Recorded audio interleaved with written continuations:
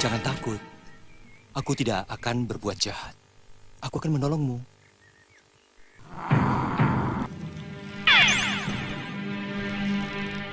Melanjutkan dari cerita sebelumnya tentang kisah perjalanan Prabu Anglingdarma untuk mendapatkan wahyu mahkota Rama. Anglingdarma pun tidak akan serta-merta mendapatkan wahyu mahkota Rama begitu saja. Namun, ia pun harus melewati beberapa rintangan sebagai ujian menuju ilmu tertinggi tersebut. Setelah menyatukan tembok kulon dan tembok wetan di kota Kalitembok seperti yang telah diceritakan di episode sebelumnya, Anglingdarma pun melanjutkan perjalanannya menuju arah kakinya melangkah. Di malam itu, Sang Prabu pun terlihat sedang menginap di sebuah hutan. Ia pun menghangatkan dirinya dengan api unggun dan membakar sedikit hewan buruannya. Ketika Sang Prabu sedang menikmati daging panggangnya, ia pun seperti mendengar suara dengkuran yang sangat keras. Ia pun mencari-cari sumber suara tersebut dan membatin dalam hati dengkuran siapa yang bisa sekeras itu. Namun, setelah menggunakan ajian tatar netra yang bisa menembus kabut, Anglingdarma pun bisa mengetahui kalau yang mendengkur ternyata adalah seorang raksasa.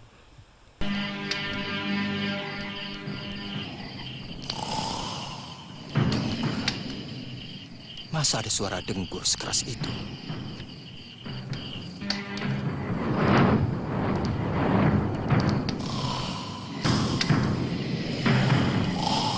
Raksasa.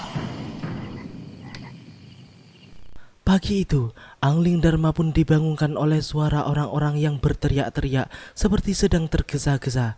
Sang Prabu pun kemudian bangkit dan mencari sumber suara tersebut. Ternyata, di bawah bukit tempatnya menginap, terlihat orang-orang berseragam prajurit sedang mempersiapkan sesuatu dan mereka juga membawa seorang anak perempuan kecil.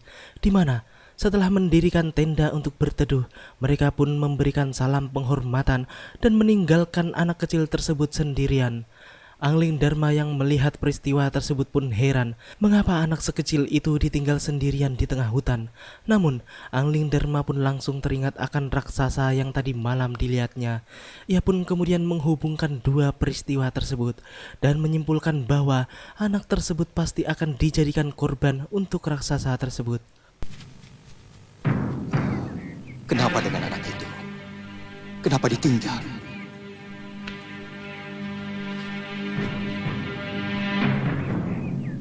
Oh, anak itu mau dikorbankan untuk raksasa itu.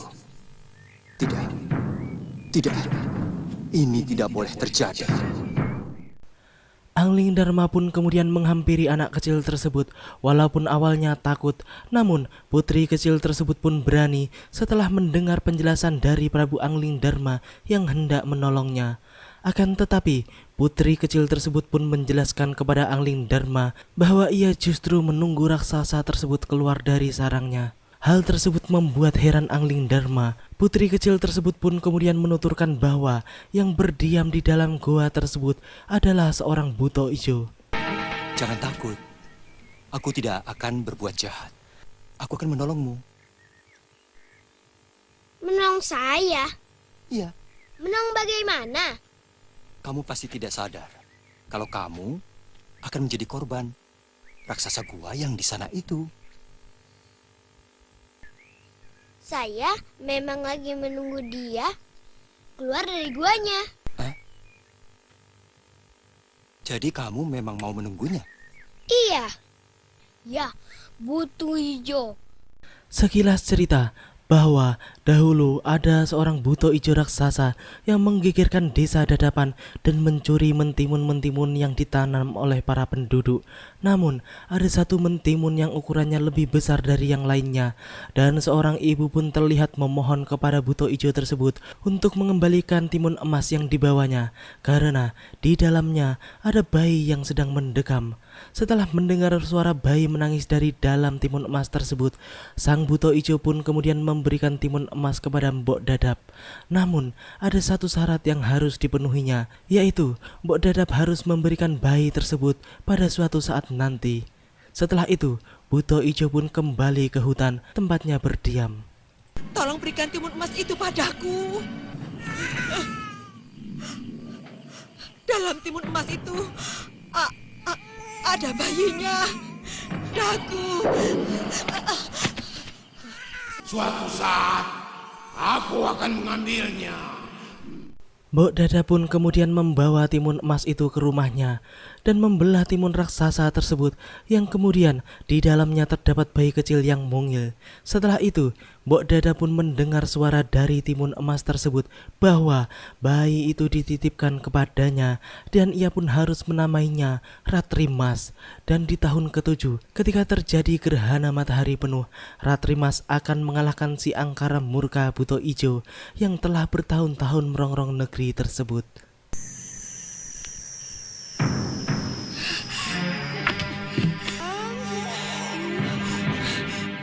Mbok Dada, kutitipkan bayi itu padamu. Berilah dia nama Ratrimas. Ya, di tahun ke-7, ketika terjadi gerhana matahari penuh, Ratrimas akan mengalahkan si angkara murka Buto Ijo yang telah bertahun-tahun merongrong negerimu itu.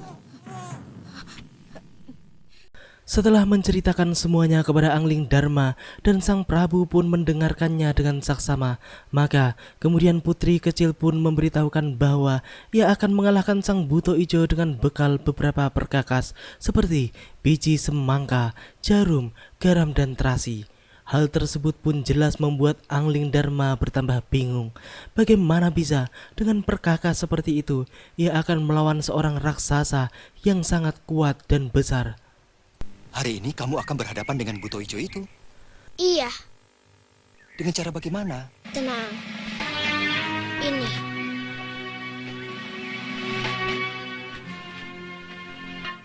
Biji semangka, jarum, garam, dan terasi. Iya, Kamu akan melawan Buto Ijo dengan senjata seperti ini. Aku tidak mengerti. Setelah itu, tiba-tiba langit pun menjadi gelap karena di hari itulah tepat 7 tahun umur Ratrimas dan gerhana matahari penuh pun mulai muncul. Angling Dharma yang telah mendengar kegaduhan tanda raksasa tersebut akan muncul pun segera mengangkat tangannya dan mengeluarkan panah Pasopati.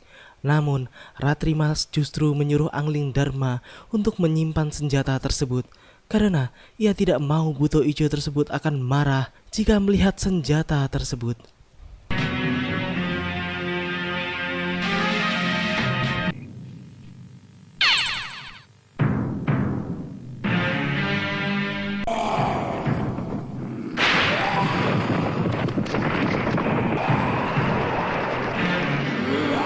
Tuan simpan saja senjata itu.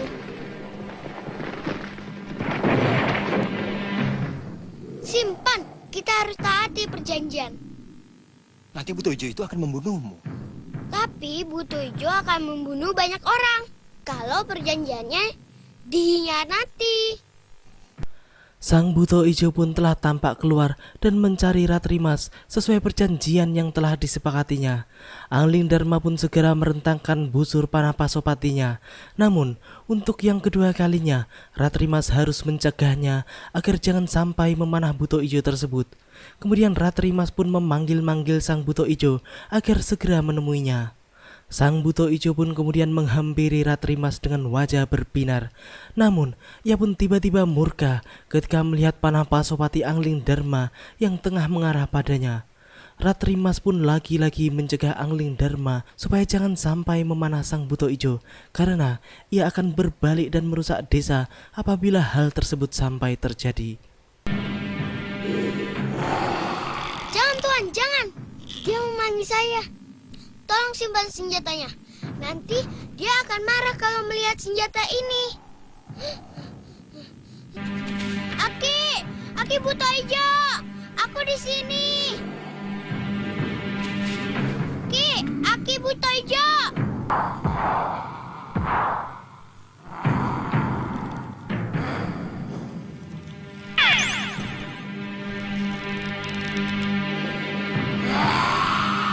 Jangan pada dia. Dia akan berbalik. Tolong, jangan panah dia. Saya tidak bertanggung jawab kalau dia merusak desa. Tuan, singkirkan panah itu. Cepat! Akhirnya, Angling Dharma pun menuruti kemauan Ratrimas dan menyimpan kembali pasopatinya. Ratrimas pun segera berlari ke sebuah tanah lapang untuk memancing sang buto ijo supaya mengikutinya. Setelah buto ijo tersebut mengikutinya, Ratrimas pun kemudian menebar biji semangka di tempat yang akan dilalui oleh sang raksasa. Tiba-tiba, keajaiban pun terjadi. Biji semangka yang ditebar pun dalam sekejap berubah menjadi ladang semangka yang begitu luas. Sang buto ijo pun memakan semangka-semangka tersebut dengan sangat rakus. Aki buta ijo, Aki lapar kan? Aki makan dulu ya. Ini makanan yang enak.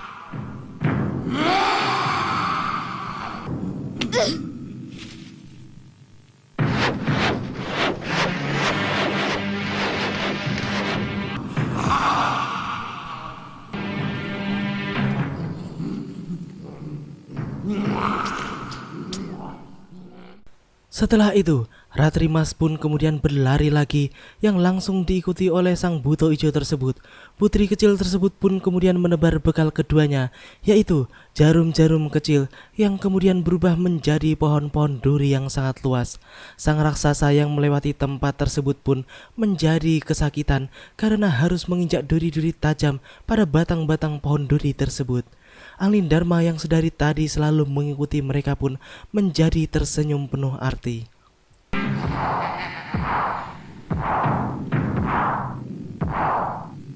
Sini cepet Ki, kita main di sini Ki. Banyak makanan nih.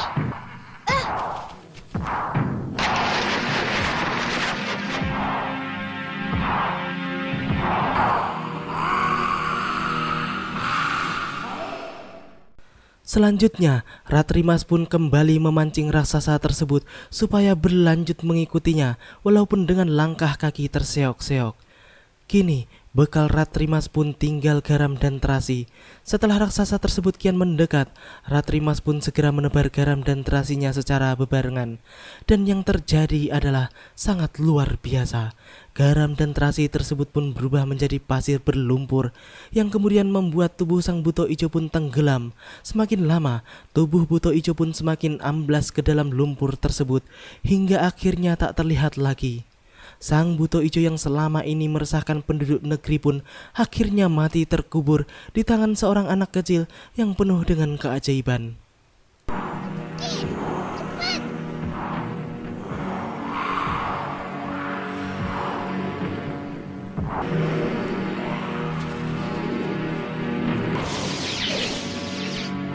Cepat, tinggal sedikit lagi. Ayo sini cepat.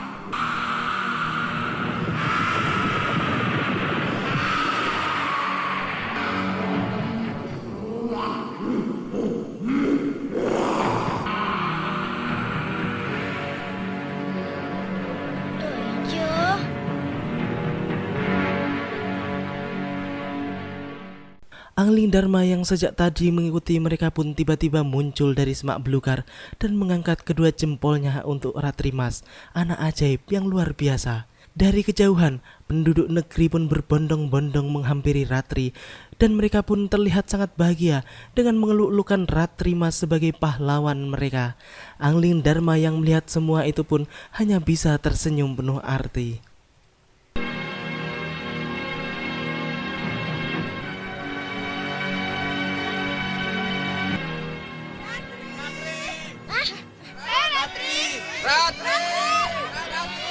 Anakku.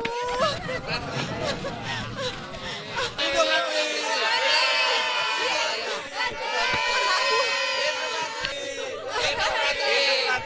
Hidup Ratri!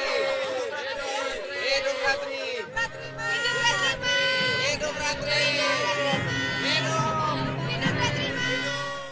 Ya, Sang Prabu Angling Dharma kini kian mengerti arti kebijaksanaan, bahwa kekuatan yang luar biasa belum tentu dapat menyelesaikan masalah, serta belum tentu juga dapat mengalahkan musuh. Dan jangan meremehkan hal sekecil apapun, karena kita tidak mengetahui kekuatan apa yang dimilikinya. Kemudian kesabaran adalah kunci untuk menyelesaikan suatu masalah. Seandainya Angling Dharma benar-benar menggunakan Pasopati untuk melawan sang raksasa, mungkin hal tersebut justru membuat keadaan semakin kacau karena pasti sang raksasa akan marah dan merusak desa. Namun, dengan kesabarannya, Angling Dharma pun mau mendengar perkataan Ratrimas untuk tidak menggunakan pusaka Pasopatinya. Sedangkan Ratrimas sendiri telah memiliki senjata yang remeh, namun secara pelan-pelan dapat memusnahkan buto ijo raksasa yang sangat berbahaya tersebut. Ujian demi ujian dapat dilalui dengan baik oleh sang Prabu yang sebentar lagi akan menerima langsung wahyu mahkota Rama dari sang Dewata.